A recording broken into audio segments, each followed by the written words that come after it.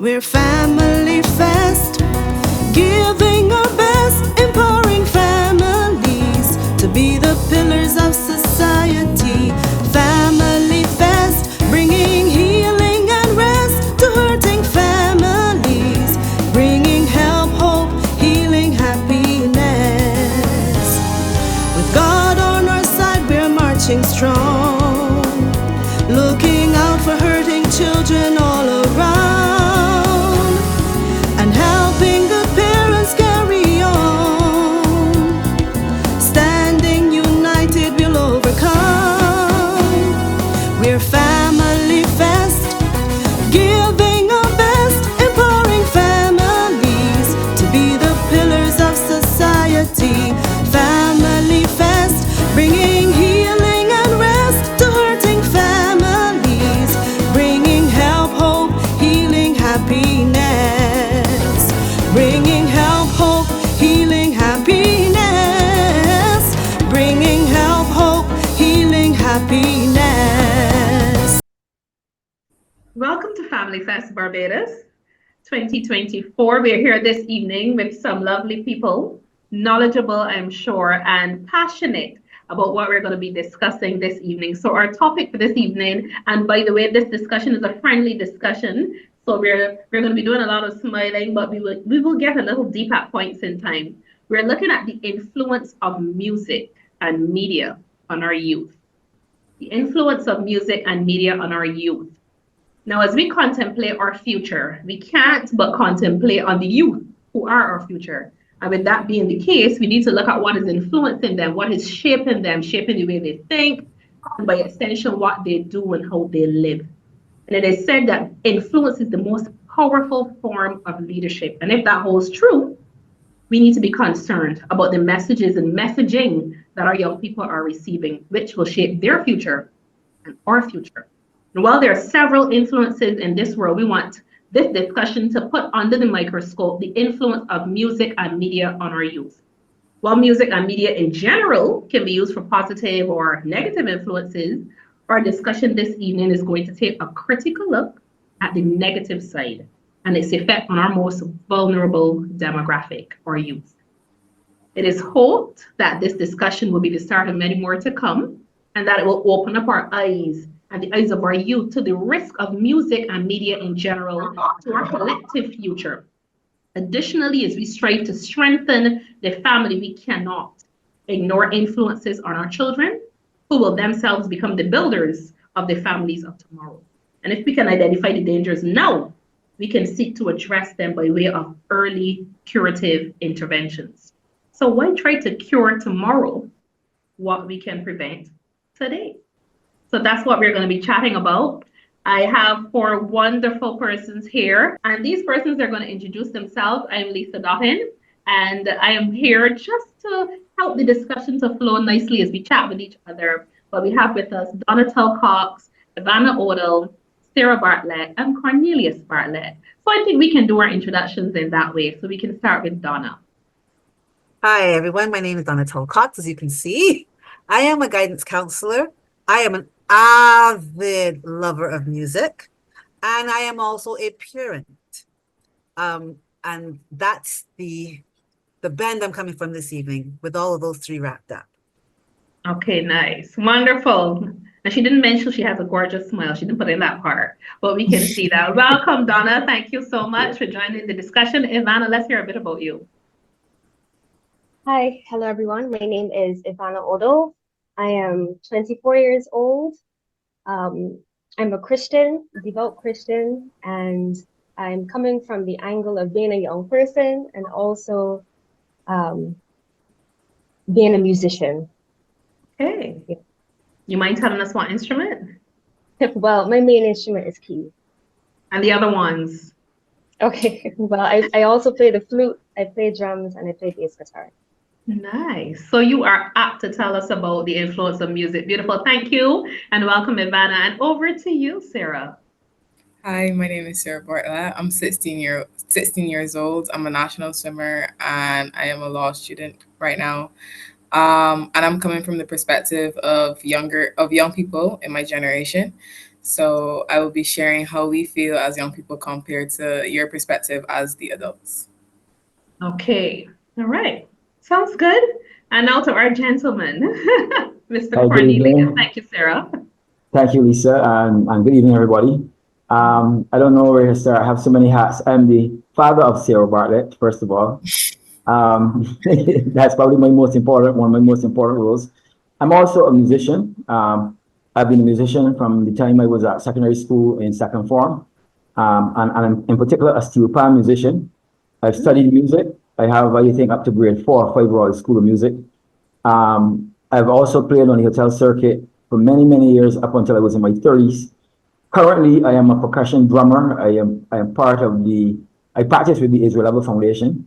And as a parent, I'm extremely interested in this discussion because as much as I love music, and I love all forms of music, I think that we need to put music in perspective.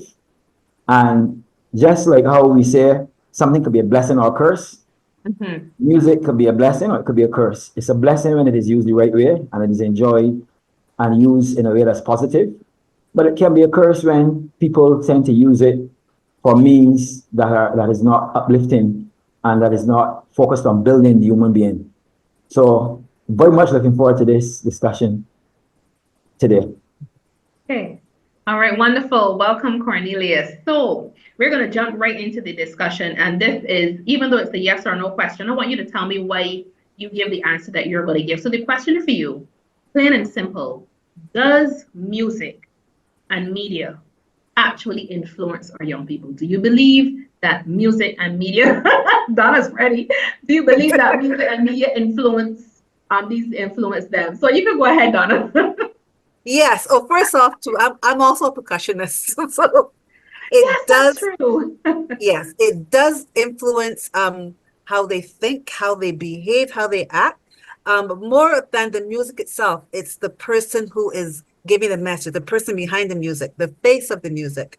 Um, all you have to do is look at what's happening with this whole Taylor Swift situation. All these little children are Swifties. They Yes. love her music without understanding the emotion behind it because they love Taylor Swift. I'm going to stop there and let somebody else take over. Okay. Who's up next? Okay. So yeah, I would say yes. Music has the tremendous ability to bring people together. It also has the tremendous ability to hold information and share messages to people. It has the ability to impact how you feel. We know that sometimes we can listen to a song and it makes us feel very happy, or a song can make us feel sad, or it can make us feel angry. So in that way, yes, I do believe that music can have a very big influence, and media can have a big influence on not just young people, but everyone. Okay, wonderful, Ivan. I was taking copious note there. I like the point you mentioned about it influencing emotions. And I guess we're going to come back to that when we get a little deeper into the influence that music has. So, Sarah, I'm going to come to the younger one, and then hear from the slightly older one, Cornelius. I honestly agree that it does have an influence on young people, such as myself. Um, and I think being exposed to social media at such a young age, too young of an age, I feel like the age for where people are being exposed to social media is getting younger and younger. Yeah. And that has a very negative impact, especially as the person gets older, because the way these influencers and music works as it influence our identity and our taste of what we like. So content creators have a very powerful influence over children, right? The same way our parents do, where children tend to pick up things their parents do, is the same. I think it's on the same level as content creators. So being exposed to social media definitely can have a negative impact. There are some positives, but I think there are a lot of negatives to consider when you're talking about does social media influence our young people. Okay, thank you. Wonderful. Yes, Cornelius. Yes, for sure. One of the reasons I'm extremely concerned is because I'm not concerned with good influences. I'm concerned with the bad influences because you cannot get too much of a good thing. Well, I don't think you can get too much of a good thing normally. The the influence of music and media on our young people is extremely sharp and very profound. I don't think you have to really go too deep into the research, even though there's a lot of research that shows it. But you can see our young people, for example, some of our young people developing value systems over time that is foreign to the country in which they are growing up. And the question you have to ask yourself is, where did it come from? We talk about media, social media, but if you go back even to when we were little children, the older ones, the main media was television. And we know for a fact that a lot of the behaviors, like how men and women relate, Yes. it's influencing. We don't think about it, but if you really stop to think about it, where did I get this behavior from? This behavior didn't come from my mother or father or my uncle. I never saw anyone, even down to crime. I remember back in the 80s when we started this whole thing about gangs in Barbados. I remember back in the early 80s, you had people that were really traveling. Traveling has become popular now. But you had, through the movie industry, you had the whole issue of movies that were coming out about gangsterism. Yeah. You saw movies were coming out about how to rob convenience stores and how to rob places. And guess what? You could see carbon copy robberies by young men, teenagers, and just over teens in this country. And they were carbon copy of what you would see on screen. There was nobody doing a play at Queen's Park Theatre or anywhere showing you how to rob anywhere. But these guys were doing exactly what you saw. And even the idea of gangs, they were doing the same thing and giving the gangs the same names that you saw on television, all in New York and the Bronx and all in Harlem, those places. You saw that same exact behavior being displayed as a result of media. We see in music, for example, that there's some genres of music that will influence and incite certain behaviors.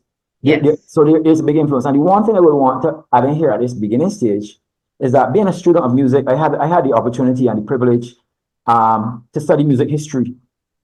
And one of the things that I want listeners to know is that all back in the days when there were people like Mozart, people who've heard Mozart and Beethoven and Handel and Haydn, and those kind of guys who are like what you call music maestros that wrote classical music. Oh yeah.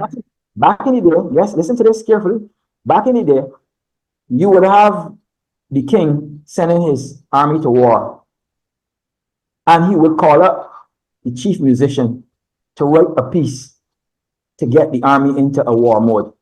I want us to put a pin in that and note that back in the historical day, back in those days, those medieval days, when the army was going to war, the chief musician very often was called up to write a piece to put the troops into a mode. I want us to keep a pin in that and put this whole issue of media and music in context. Can I also add something here? A lot of what we call classical music, especially things like the madrigals, that we look back now and go, oh, those are very nice. You can play those classicals in church. At the time when those were written, those were equivalent to our bashment music. We call banjo. Back then, that classical was bashment. And if those people were to come now and see those madrigals being played in a church, they will be completely dumbfounded. Because music also evolves socially and culturally for acceptance. What we young people today, and yes, I am a young person, what we call the oldie goldies, okay? Back in my parents' time, my grandparents' time, those were the hip hop movements of the day. I shudder to think what's going to happen to me when I'm calling my breakdance music the oldie goldies. I'm not going to be pop locking when I'm 80-something years old and getting back up off of the floor from spinning. You understand? So music does evolve, and it does have an influence on not only your identity, as was said earlier, but what you believe you can actually do and where you can do it. Okay. All right. So when I listen to all of you, though, I'm hearing so many things that cause us to think a little deeper, because I'm hearing that music impacts our emotions, the media impacts our tastes and our preferences, and then both of these impact value systems, behavior, all of this. And so how do the creators of this music and the persons who are kind of behind the scenes of the media, how does it actually work? How do they do what they do, and how does it influence our young people so much? Why is it so effective? I don't know who's going to tell me that, but we really need to know, how does it work? Because when we understand how it works, we know how to guard and protect our children. So Let me tell me, I have four musicians looking back at me. let me take a bite at this quickly, and because I'm curious to hear from the young people as well. But I would want to say that, and I know some people do not believe or understand spirituality, but I believe that music is one of the first things, or one of the things that God would have given us as an existence. And I also believe that Satan knows how to use music. And we know that Satan, who was Lucifer, I don't want to turn into Bible study, but I have to speak from where I sit or where I stand.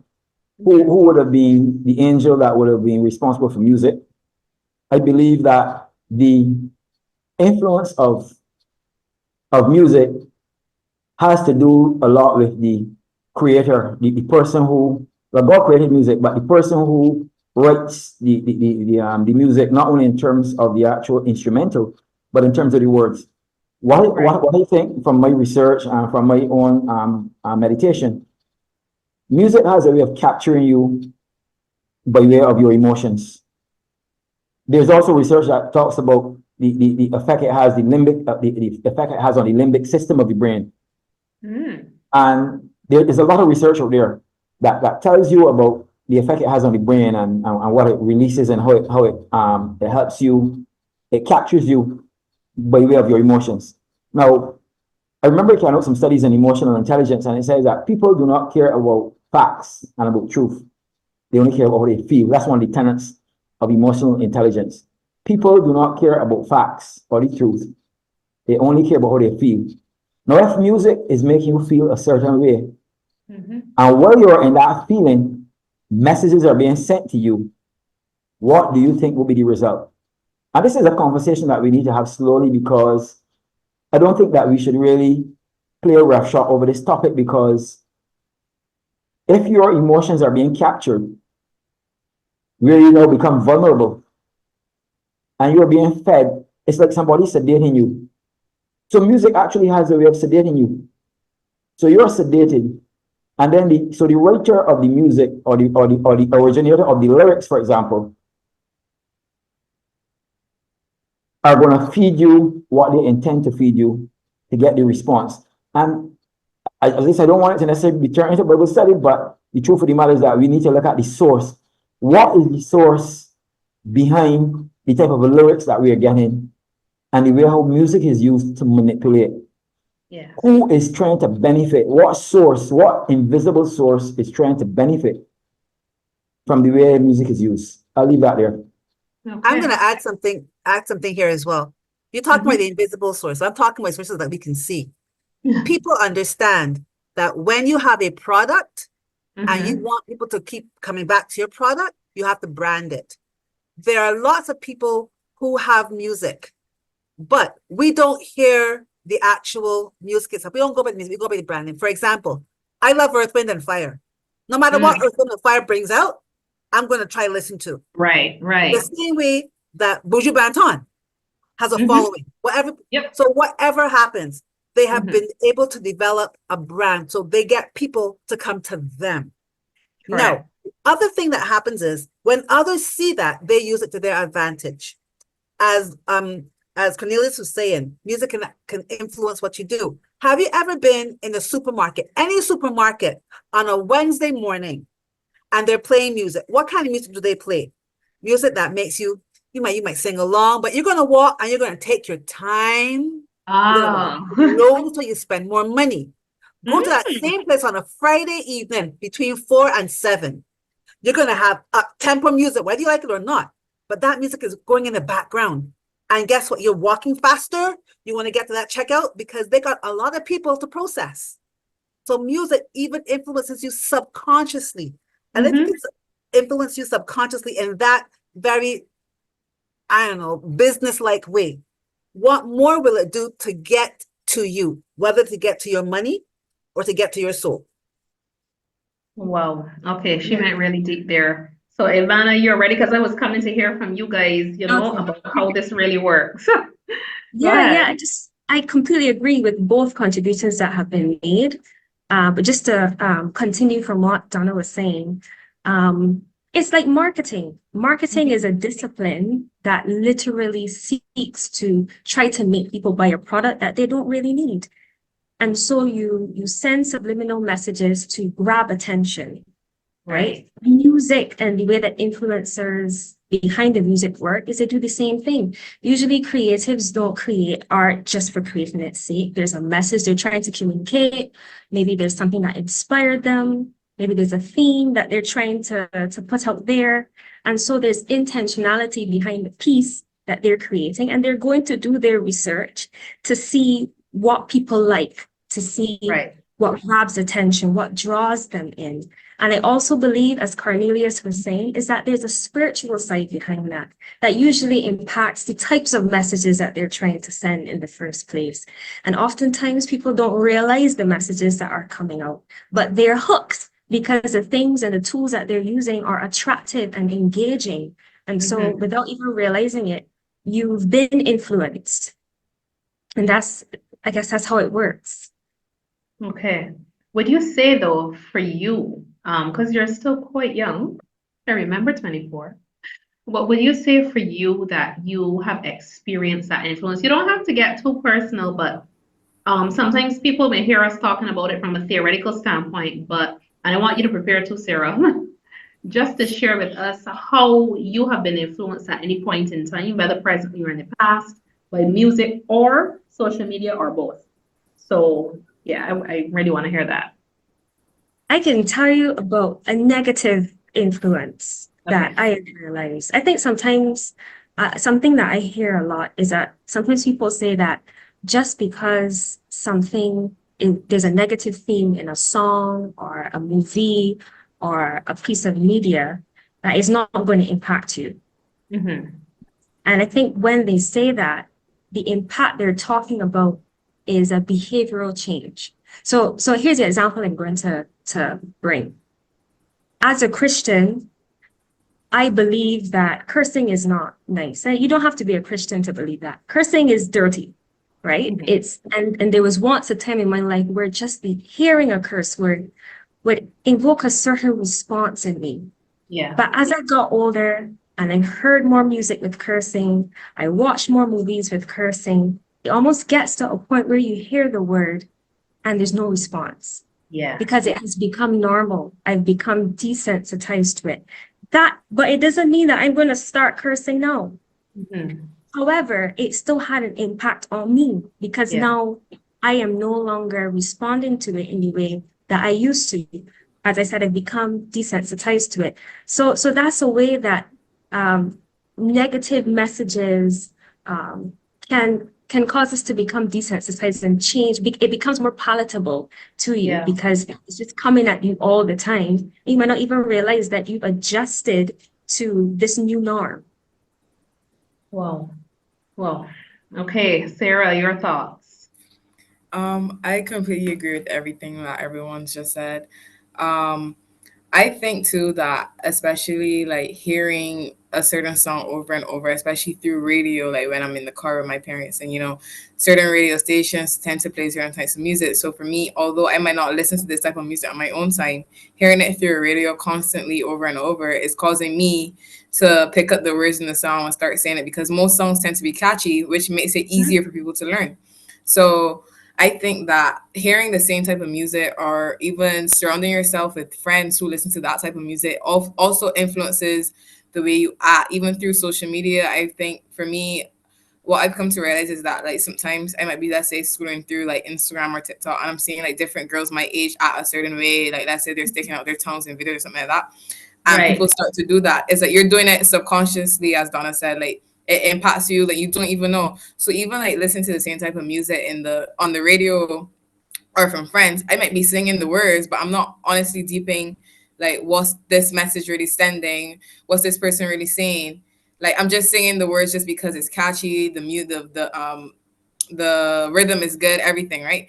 So I think that honestly, in the world we live in today, there's really no way of getting away from negative influence of social media, but it's how you filter it and Okay. what you do when you hear or see this type of negative impact through music or social media. So I think it's all about being able to just, sometimes block out. It's easier said than done, but it Yeah. can be done. So it's how much you really want to block out, because I think at the end of the day, although you might be hearing these things or you might be influenced by your friends or whatever, it's all about what we want as a person and how we want to be. So for example, as Ivana said, like cursing, like hearing a lot of movies with cursing or a lot of music with cursing doesn't mean that you too have to curse, right?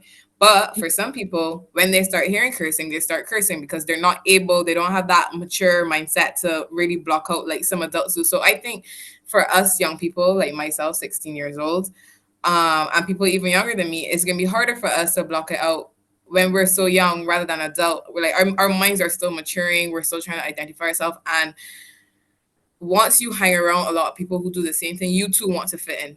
When I was researching this topic, it's something called FOMO, fear of missing out. Yeah. So because of who you surround yourself in, you don't want to be like the all one out the bunch. And I think even me too, growing up as a teenager, you never want to be that one person who's left out or not doing what the crowd does or not going to the parties that your friends do or not listening to the music that your friends do. Because at the end of the day, it's like that whole friend group all has something in common. They all listen to the same music, they all watch the same movies, they go to the same parties, everything. So I think that it's really hard for us young people to do that, especially when we're still trying to find who we are. We're still trying to find friends, we're still trying to build friendships, build ourselves. And we have this whole world around us of music and social media influence just pushing at us. It's like we don't know what to take in and what not to take in. So that's my take on it. That's just how I feel as, someone who's young and who's going through it and still going through it.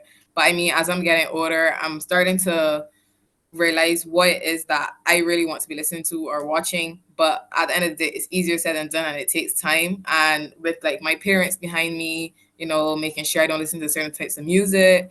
So it's really hard for us to not block out. And I think what some people struggle with my age too is knowing how to pick friends. And friends, Mhm. as you become a teenager, become such a big influence. Like it's crazy how much influence one friend can have over you or over a whole group of people. So I think that it's really really hard, man. It's honestly really hard. And I think us teenagers are still trying to learn. We're still trying to learn our way.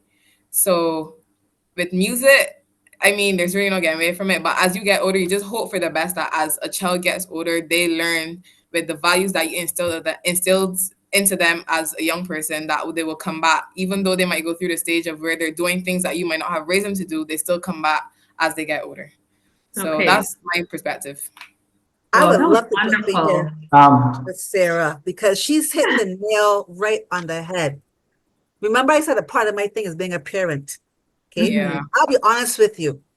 My children and I exchange music. First of all, you have to be able to connect before you can correct. Okay. Yeah, I think And that's the problem too with adults. Some adults don't have that type of control because as teenagers, I'm gonna be honest, as teenagers, when you get older, you want to be around your friends more than you want to be around your parents. And then sometimes when you're Mhm. picking up things from your friends, having your parents in your ears just saying, "Oh my gosh, like, you shouldn't be going to this or don't be listening." It's really hard because then, like, okay, let's say I'm not listening to it with my parents, but then when I get with my friends, it was so. I think especially during this age, it's good that parents stay close to their children so that although you might be talking and there's no reaction coming from it, at some time is because I know to my personal experience. If I'm sorry, um a couple weeks ago, like I stopped using social media completely. Although I had my parents down behind me from the time I had social media, my dad hates it. He thinks, "Oh, you're always scrolling all the time." And before it's like I loved it, so I love going through whatever the music, the videos. I love watching it. But I think after a certain time, because even like my dad, he's gotten to the point where they wouldn't tell me as much like, oh, come off. Like, I think because I'm 60, I just turned 16 on Sunday. So I've gotten to the age where it's like, now that I've gotten older, I think they start to realize that they need to just let me come to it on my own. So I completely, like, I did it. I just did it on it was during vacation. I was just at home and I just deleted TikTok and I deleted Instagram and everything. And I deleted it. It was deleted for like 2 weeks or so. And I realized that like without all the social media, all the scrolling, it's like I was doing more productive things during the Yeah. day rather than sitting. Because when you're sitting on social media, time really gets away from you. Like I would say, oh my God, I'm gonna sit on Instagram for let's say like 30 minutes, and it's sitting on Instagram for 3 hours. Like, Down the you know, rabbit all the hole. scrolling, the time really gets away from me. So I found that when I deleted it, I felt so much better. Like I started reading books and so on, doing things around the house, like actually carrying out my chores when my mom tells me to do them. So, Mm. so I started doing more things, and I realized that, you know, social media, you're just saying not watching what other people do. Like, what is it? It's not really Exactly. benefiting me anyway. All it's doing is taking away from what I really should be doing in my own life rather than watching other people's lives. So I think that although you can talk as much as you want now, especially depending on how old your children are, but at some point you have to let them come to their decision on their own. So my dad or my mom didn't tell me, oh, Sarah, just go into the social media. I decided to do it on my own because I realized that I'm sitting on social media too long, not getting anything done in the day. The day's slipping right away from me, and I'm just scrolling and scrolling, not even realizing whether it's day or night outside. I'm just sitting in my Wow. room scrolling and scrolling, and I find that when I was doing so much social media, I became more involved. So I wanted to like go and like talk to my mom, or you know, actually like do something more productive, go and play a board game. I don't know, something else away from the screen. And Yes. going on the screen for hours can start to hurt my head and stuff like that. But honestly, because of the dopamine, the happiness I'm getting from watching these videos, Mm-hmm. it's like I'm not even bothering about my headache. The Like I'm drug. scrolling, I'm happy, I'm watching the videos, You're and I'm not sedated. yeah, I don't have a cure in the world. So So that's you I'm sorry for jumping in, but no, that's fine. It's wonderful. Great. You tapped into your IRL, situation a little yeah, bit more, yeah. right? So to you, I know you might be talking to your children and stuff like that, and just saying the same thing over and over, but they hear you. Trust me, they hear you. I heard my parents. I might not have followed them at that time, but I heard them. So I think that too influenced my decision to just completely delete social media one random day. I didn't plan it. I just deleted TikTok, just everything, just gone. So no, I don't use Snapchat and everything like that. Yeah, Well, I Ivana think had it's said better. something as well too about the whole thing about branding. And Uh-huh. one way to deal with that is to expose young people to a Yeah. host of things. So when we're looking at music, my kids had done everything from classical to jazz. I took them to Kadooment events. I took them to jazz festivals. I took them to classical festivals. My son, for his 60th birthday, he had some friends over and they were playing the song theme from Hamilton all day because they were really into that whole theatrical piece as well as the music that was with it because they had an appreciation for a whole host of music. And we Mhm. would sit down and discuss different songs that came up just because that's what we do in our house. So it's a particular culture of looking at music. Yeah. The other thing is they did not have the wherewithal to put on headphones or earplugs and listen by themselves. That's selfish. You got to share the music. So in that way, it kept them from having to deal with a lot of the binaural beats, a lot of the lyrics on their own.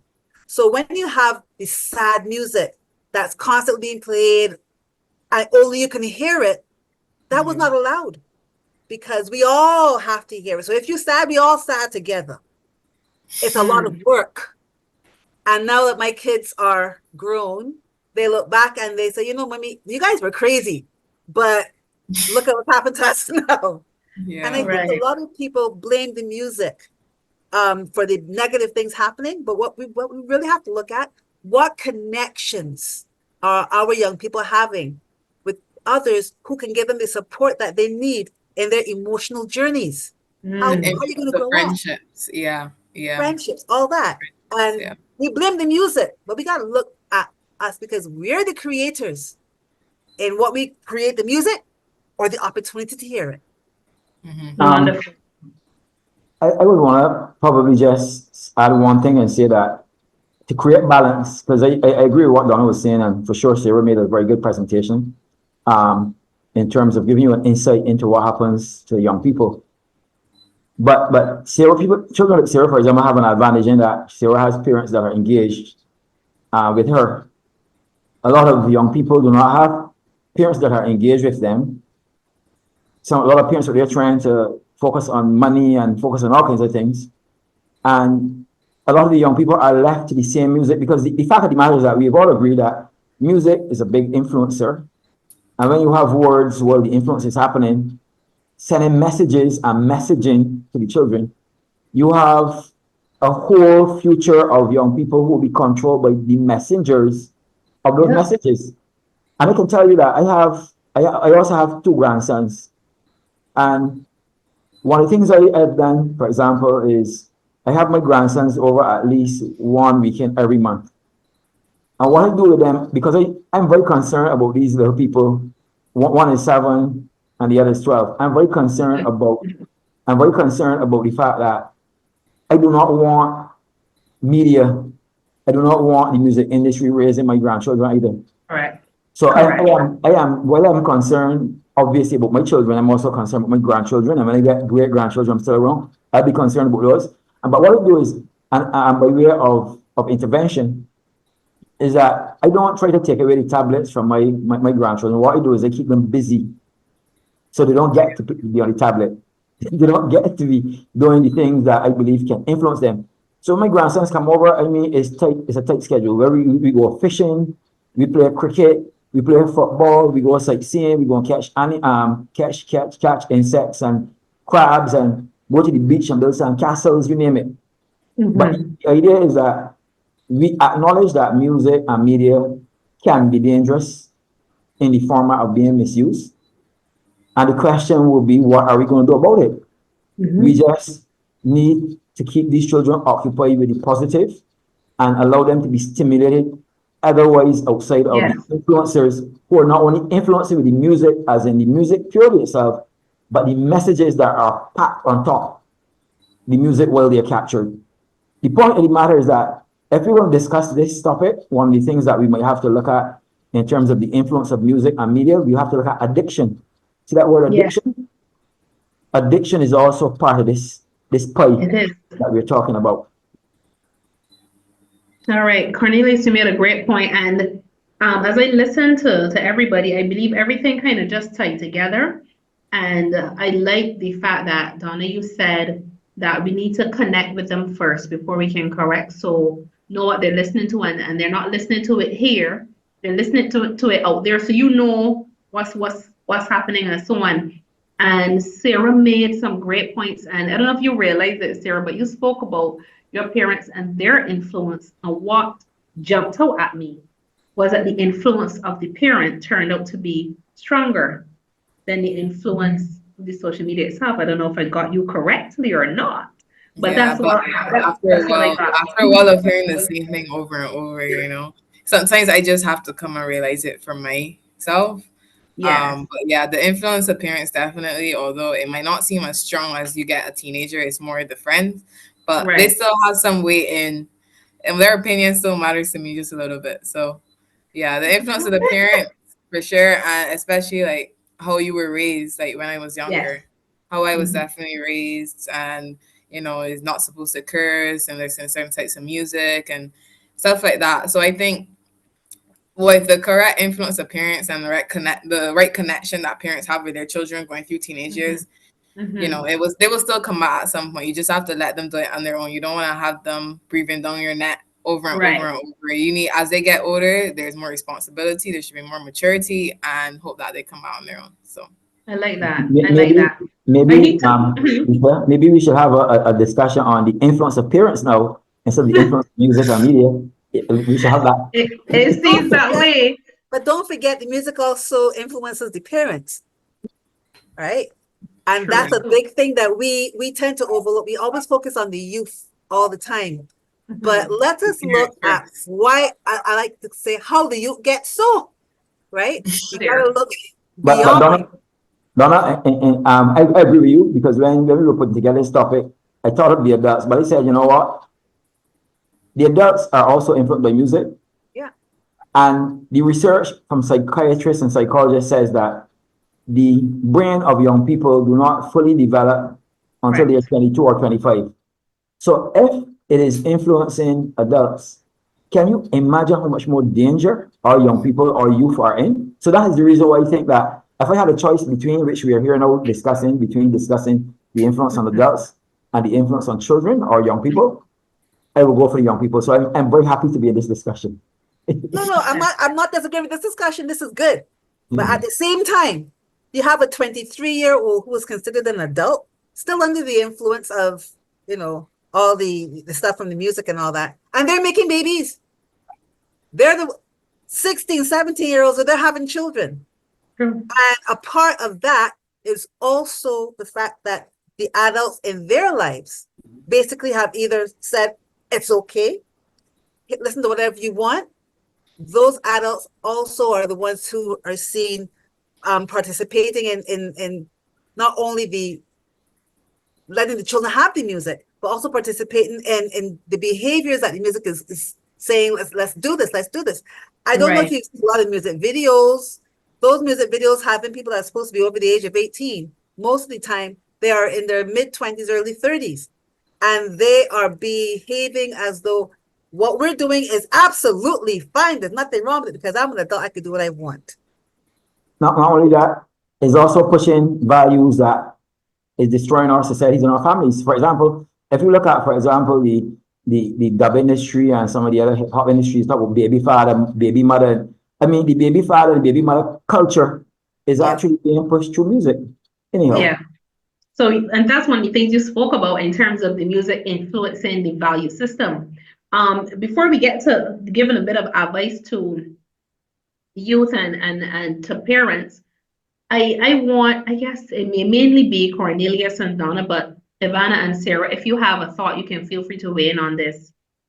There's that group of parents who, because of their socioeconomic status, they have no choice but to probably work 2 jobs, 3 jobs, multiple hours. They have children, they love their children, they want the best for their children, but they simply cannot be at home because if they are at home, they don't have the money that they need to feed these children.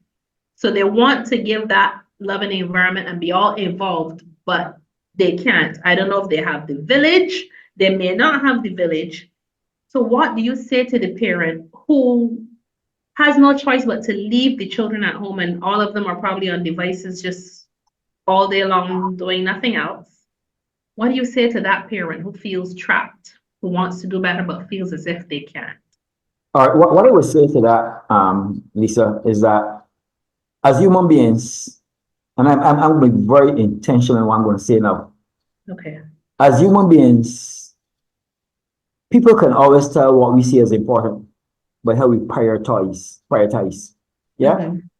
Now, I can tell you that I'm a family man. I mean, out and out, 110% family man. And I can tell you that, yes, I have to work. I run a business. I've run businesses. In fact, Sarah and Makaya, they have never seen me work for a company except my own company, right? Mm-hmm. So this has been like over 20 years that I've been self-employed. And one of the things that I make sure and do is I make sure that I prioritize on family. Right. I'm sure Sarah remember the nights that Friday nights, the times when Friday nights was family night, for example. So as much as I work hard, or like whenever she has or her brother has activities and events, I would always leave my desk and make sure and be there. I would always put off business. Business would be number 2, family would be number 1. Mm-hmm. So I am not going to buy, I'm sorry, but I'm not going to buy the idea that you have to this and you have to that. People do what they do and prioritize based on what they see as important. I believe that, yes, life is about balance. Mm-hmm. I believe that the extended family also has a part to play. But at the end of the day, each and every one of us as human beings will make decisions based on what we see as priority. And if the children are priority, your decision will reflect that. Okay. And I'm going to add to what Cornelius has said too. Again, I'm back with that relationship. Whether or not you have financial means, mm-hmm. you have emotional credit, yes. or you should have emotional credit with your children. Your child should get to the point where they will want to do the right thing because they don't want to see mommy cry or daddy feel disappointed. Mm-hmm. Mm-hmm. And that is very important. That's a value that we seem to be losing. All right. No, everybody cannot get 100%. But if mommy knows I can get 60, I'm not going to say she got to take 40. No, I'm going to make sure she gets 60 because I know that my mother feels good about me. We have this thing in our family where I said, when you leave this house, you represent all of us. Mhm. So we are our gang. If you want to be a part of a gang, you are a part of what is called this family. A lot of children don't get that. A lot of children are born into households and they do not feel as though they fit or they don't belong. Right. The other people out there are looking for those kind of children. Well said, Donna. And that is our major problem. We've got too many households like that, not only in Barbados, across the world right now, because it is easier to conquer you one by one than come after the whole set. And maybe that's the answer, Donna. Maybe that's the answer, Donna. Maybe that's who the music captures first. The ones that don't have that, you know, don't have it. because So they're all listening. But I believe I think you hit the nail on the head, Donna. They're all listening. What is it that some are captured and some are not? Maybe the ones that are captured are the ones who don't have the family ties and the connection. and that relationship. Yes. Yeah. So when you ask about someone who has to do all of these things and might not have the ability to spend the time with the children or have the children in a place where they're not by themselves, okay, that is when whatever time you have for connection is Mhm. very important. My mother worked at the telephone company, and many times, because my father was overseas, I, as the oldest of the three children, was at home alone. Granted, we didn't have social media, but we had telephones and we had a television with dark shadows on it.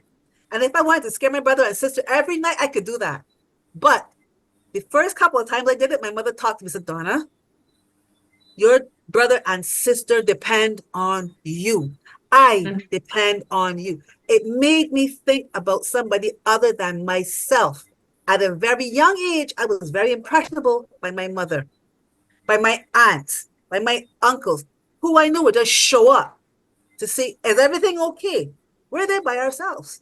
Mhm. You know that somebody's going to show up. We had a next door neighbor, right? You have the Who will village. You call have the and say, village. yes, next door neighbor will Mhm. call and say, listen, it's 9 o'clock, the front light is still on. Y'all should be in your bed, because they knew where our Mhm. bedroom window was. We don't have that anymore. Right. So it means then that in some ways we may need to return, maybe if it's not the village in terms of geographic distance, it may be the village where we don't have parents who say, I will tell my child what to do and not you, but we embrace the village. I don't know if our young ones have any thoughts as it relates to parents who feel as if they don't have the time. Cornelius, they may not be like you, where they're self-employed, they're hourly paid, so 2 hours from work equals money. I don't know if you have any advice for those parents. Yes, Sarah? I honestly think that children, because I have, although it might not have happened to me personally where I never had that issue, I know of friends who their parents work long hours, or let's say one parent is always away making the money, working harder or whatever.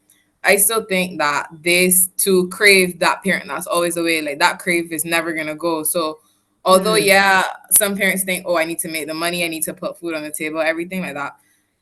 At the end of the day, you have to realize what's more important. Is it more important for you to always be the one working hard and hard to provide, or be the one who was there and present, although your children may not have had much? So I know a friend who her parent is always away, and I know she still talks about how she wishes they were there, they're more, although they're always like overseas or what's not.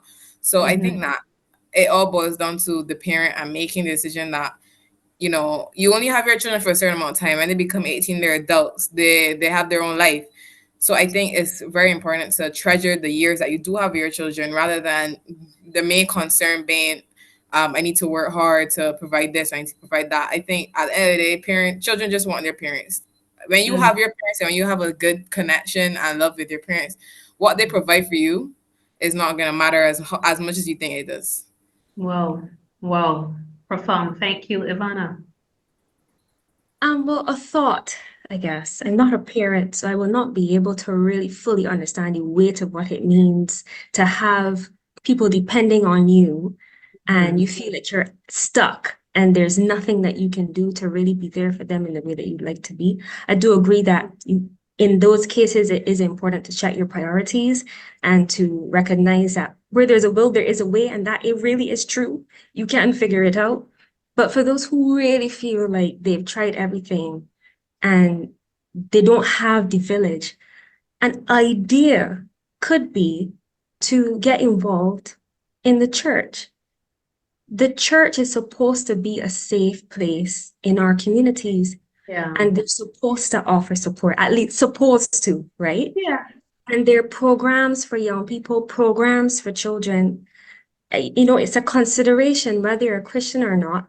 There's nothing to lose by sending your children into church activities and programs if you feel like you need to be away, because they will be instilling positive values and principles that can help them in life. And it's a much better trade-off than leaving them to be raised by our media, which has proven to push very negative agendas and influence themes like disrespect and rebellion within our children. You're not going to find that in a church setting.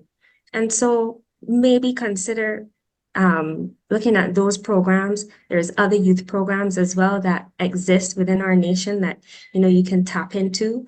And so it's a consideration, I think, because there's a church in every corner in Barbados. And even if there isn't something actively going on, maybe there are people within the church that you can connect with. If you don't have a village, it's just about being intentional about connecting with those persons and then putting your child's best interest as your greatest priority and finding those solutions. So I actually, Wow, that's Lisa, sorry, profound.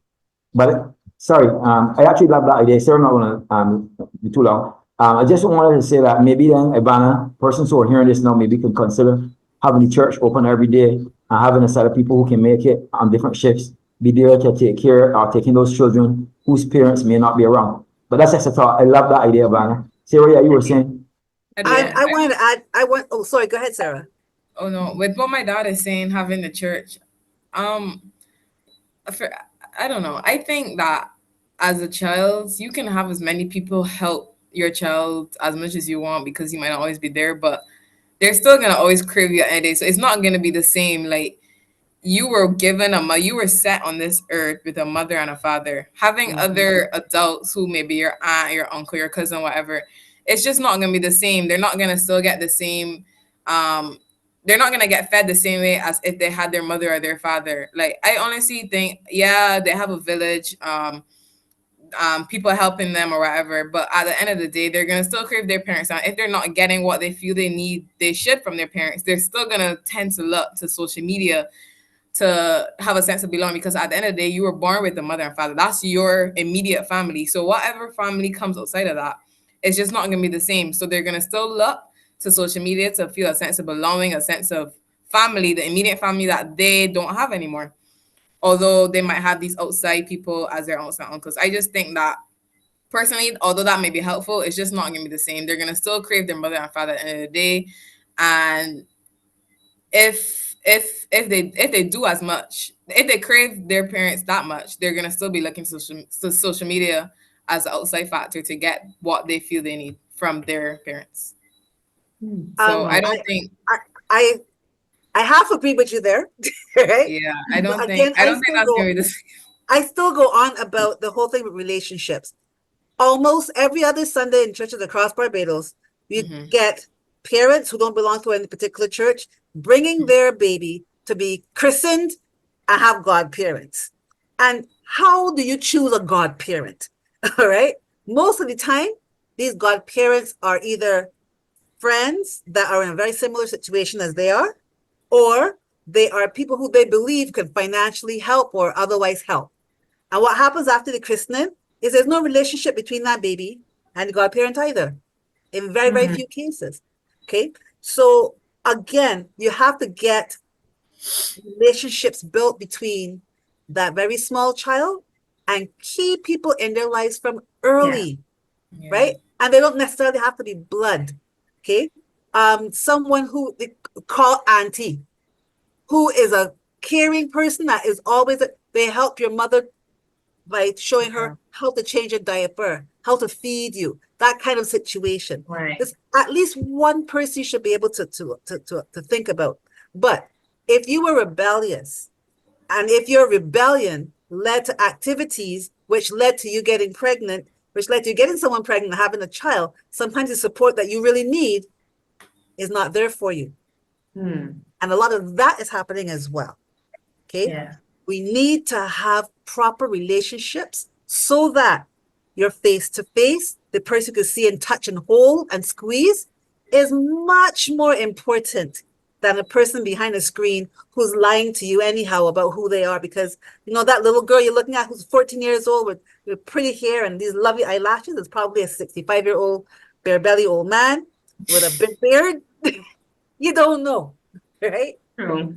True. Thank you so much for your wisdom there, Donna. Thank you so, so much for that. I mean, we're winding down. We have just a couple minutes left.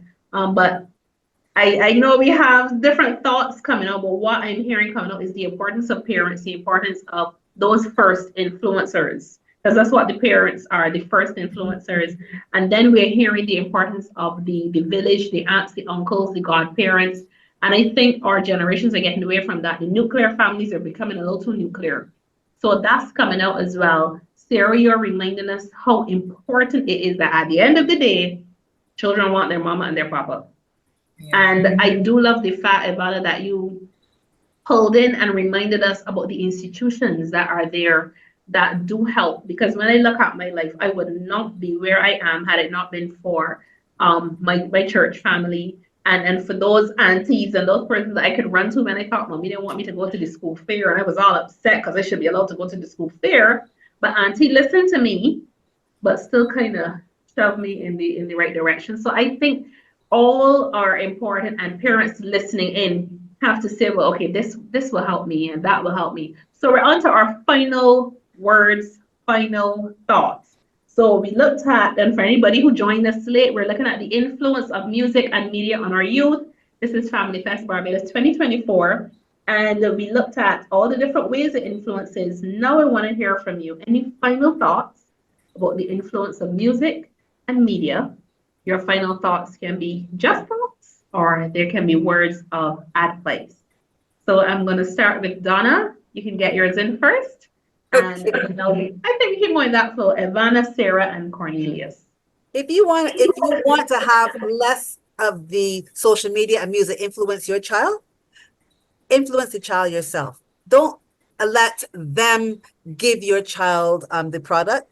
You introduce your child to the products in ways that you know is best for them, because you know your child better than the influencers and the content creators out there. Wonderful. Thank you. Ivana, your final thoughts or our words of advice?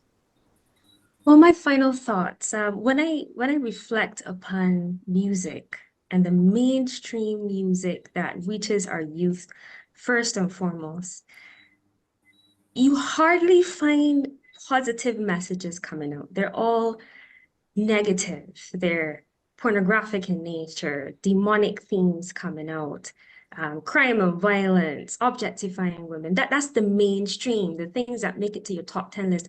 And even if it's a song that's about be strong or be courageous or whatever, the music video has all of these sexual innuendos in them, as if there is always a hidden agenda behind the music industry. And I think it is important to acknowledge that. I guess that would be my final words. The fact that I do believe that there is an adversary, there's the enemy is constantly seeking to take us further and further away from God. And the best way that he does it is in ways that we don't even realize is happening. When you don't realize you're being attacked, you cannot defend yourself. You cannot fight back. And so he's described as the father of lies. And not only does he send lies, he also blinds you from the truth. In scripture, it talks about the fact that unbelievers cannot see the truth of the gospel. And then beyond blinding you, he also disguises himself as an angel of light. So on all fronts, he's presenting negativity as the way to go. Right. And that's why we must be intentional. For parents, again, who are present, I would encourage parents to educate themselves. I think that's another thing. Sometimes parents just don't know what's going on out there. They don't know the music. They don't know the music videos. Go and find out for yourself what is circulating, what is trending, what is popular, so that you can better be positioned to interact with your children and influence them instead. And also for young people who are falling into these traps, I would encourage young people to ask themselves why. Because a lot of times you just jump onto a trend because it's trending, but not because we actually understand what it's saying. We don't ask the question, is this adding to my life? Is this helping me in any way? No, we just follow it because everybody's following it, and that is not a good enough reason. And so when you answer that way, you often find yourselves realigning yourself to choose things that actually invest in you in a positive way. And just to be mindful that there's a greater influence there, which is the enemy. So those would be my final words. Wow, profound. Great. Sarah? My final words would be to young people like myself. I know it's hard. It's hard to wean yourself off of the social media use. I mean, especially during summer, there's not much for me to do if I'm not outside. I'm in my room, and when I'm in my room, I'm either sleeping, eating, or on my phone. So it's important to realize that your addiction. So for myself, I realized that, let's say my parents asked me, okay, do you want to go this way to me? It's like, no, I don't. It's because I would rather stay inside on social media. So it's making me miss out on important family moments that I can have with my mom or my dad. So realizing that would helped me to realize that I need to delete the social media because it's taken away from what's really important. I mean, like me sitting down watching other people is not at all beneficial in my life.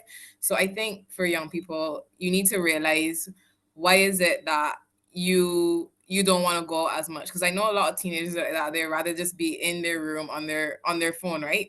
So you need to realize that you're missing out other moments that you can have with your mom and your dad, that your parents are trying to help you, although they might be talking, saying the same thing over and over. It's only to help you and to leave you in a positive direction. I mean, at the end of the day, every parent wants what's best for their child. So I think that that too is important. But as well as for children, parents also have the responsibility. Okay, you're telling your children to come off the social media so much, but what else can you find for them to do? Because at the end of the day, us teenagers, especially during summertime, as I said, we want to be engaged in something. So, I mean, if we're not on our phone, what else is there to do? What's to do in Barbados? So I think I often ask myself that question. So now that I'm trying to like come off the social media, is I'm trying to find places to go, either go to the beach, go to the movies, do something with my friends, do something with my parents. So I think parents at the end of the day, they have the responsibility that if you want your child to be also social media, you need to find things for them to do. I mean, it's not as easy to just say, oh, come off the social media, and what do you expect them to do? Sleep, eat over and over and over. You need to find things outside of the house, get them outside into the sun, do something that's gonna make them come off the social media. So even if it is that they're not willing to come off, find something to do, keep them busy during the day, like, you know. So I think that it goes both ways. And as for the influence that social media has, content creators, I'm going to be honest, content creators and influencers only put out the content that your children tend to feed off of.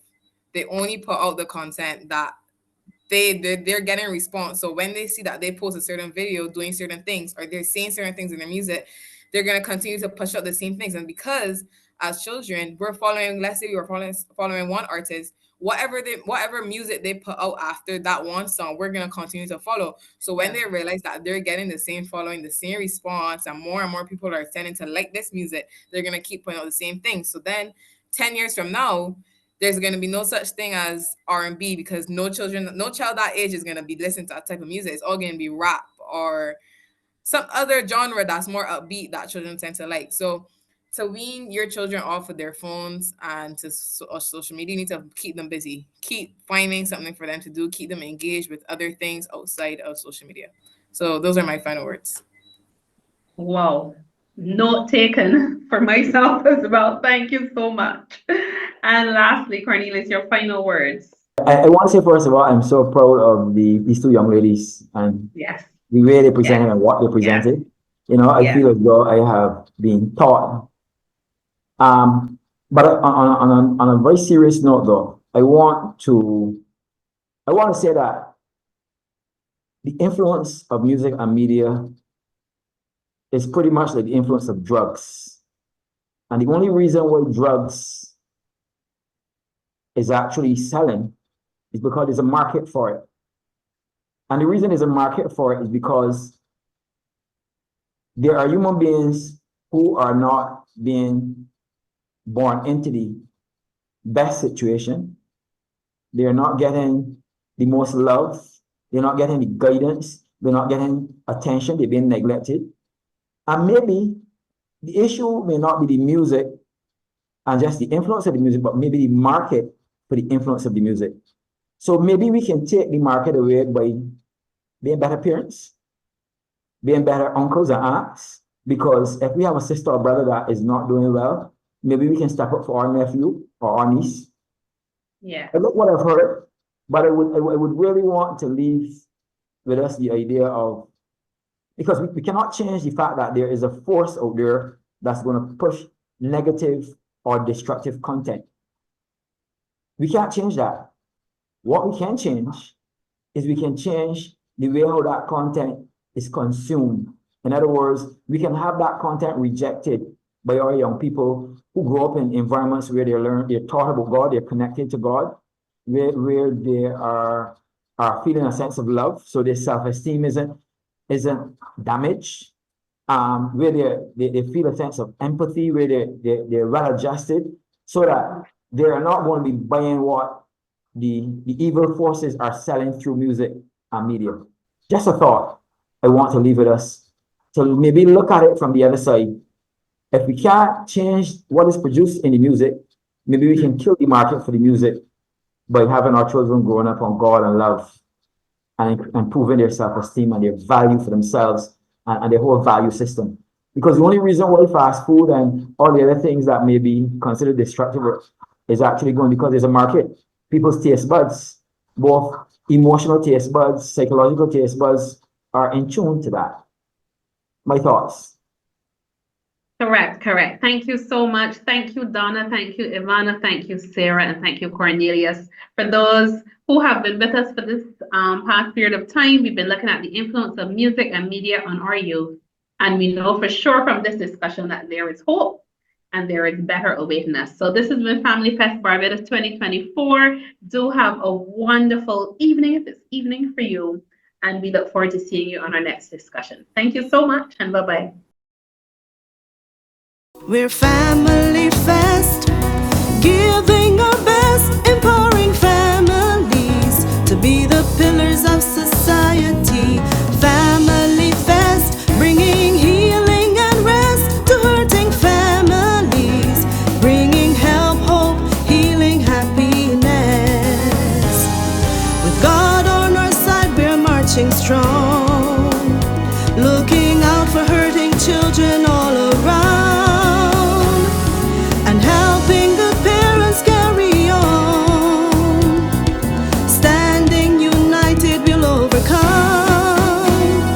We're Family Fest, giving our best, empowering families to be the pillars of society. Family Fest, bringing healing and rest to hurting families, bringing help, hope, healing, happiness, bringing help, hope, healing, happiness, bringing help, hope, healing, happiness.